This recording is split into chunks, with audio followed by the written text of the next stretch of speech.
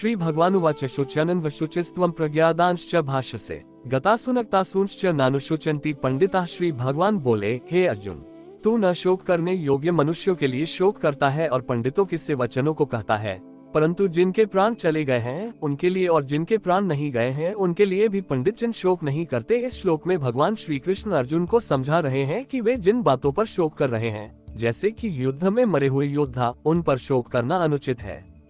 मृत्यु जीवन का एक अनिवार्य हिस्सा है और यह शाश्वत सत्य है कि जीवित और मृत्यु प्रांत सभी आत्माएं अजर और अमर होती हैं।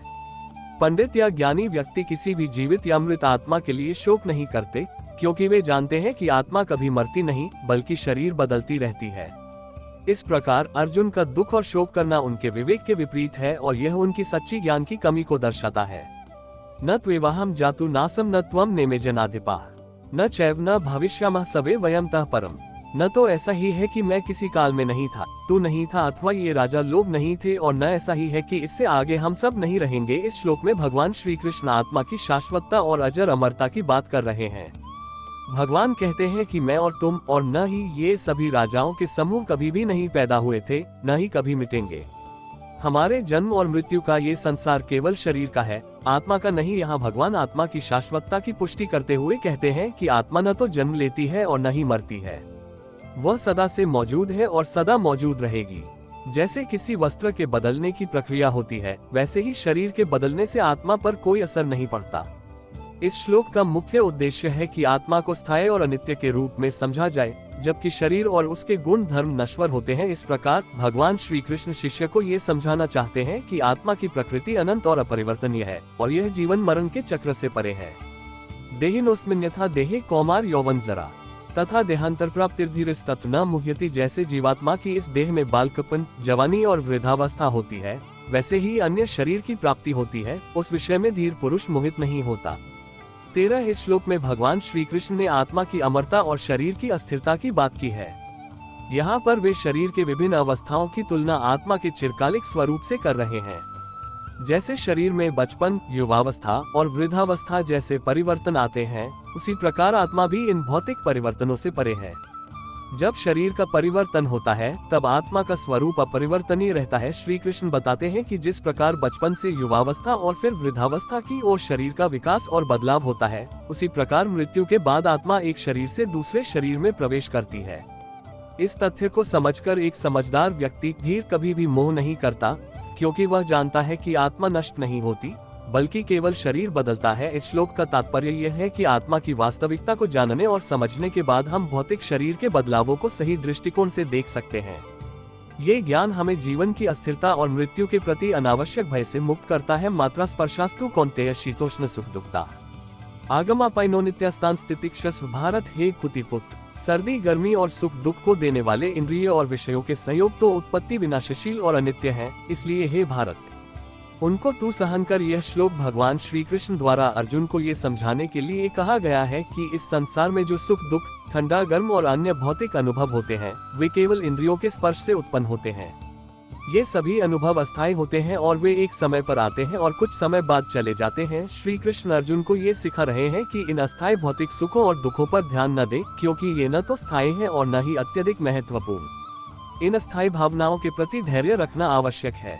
जो व्यक्ति इन अनुभवों को सहन करने की क्षमता रखता है और अपनी आत्मा के वास्तविक स्वरूप को पहचानता है, वही सच्चे संतोष और शांति की ओर अग्रसर होता है। इस श्लोक का संदेश है कि मानव को अपने जीवन में आने वाली हर परिस्थिति को धैर्य और संयम के साथ स्वीकार करना चाहिए और इन्हें स्थायी मानने की बजाय केवल अस्थायी समझना चाहिए।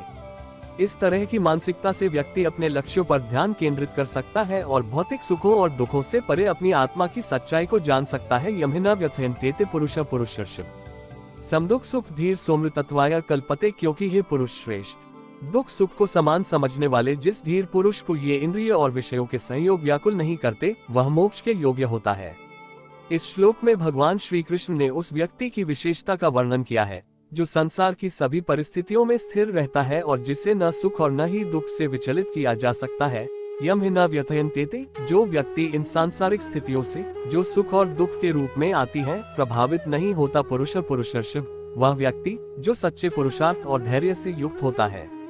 यहाँ पुरुषर्षभ का अर्थ श्रेष्ठ पुरुष या उत्कृष्ट व्यक्ति से है। समदु सुख धीर, जो व्यक्ति सुख और दुख दोनों ही अवस्थाओं में समान भाव रखता है और जिसका मन स्थिर रहता है सोमृतत्व या कल्पते, वो व्यक्ति अमृतत्व के योग्य होता है। इस प्रकार भगवान श्री कृष्ण हमें ये सिखाते हैं कि एक सच्चे योगी की पहचान उसकी स्थिति की स्थिरता और आंतरिक शांति से होती है, जो उसे अमृतत्व की ओर ले जाती है। ये श्लोक उन गुणों को दर्शाता है जो आत्मा की स्थिरता और सच्चे ज्ञान की ओर मार्गदर्शक होते हैं। नासतो विद्यते भावो नाभावो विद्यते सतः उभयोपि दृष्टोन्तस्त्वन्योस्तत्वदर्शिभिः सत वस्तु की तो सत्ता नहीं है और सत का अभाव नहीं है।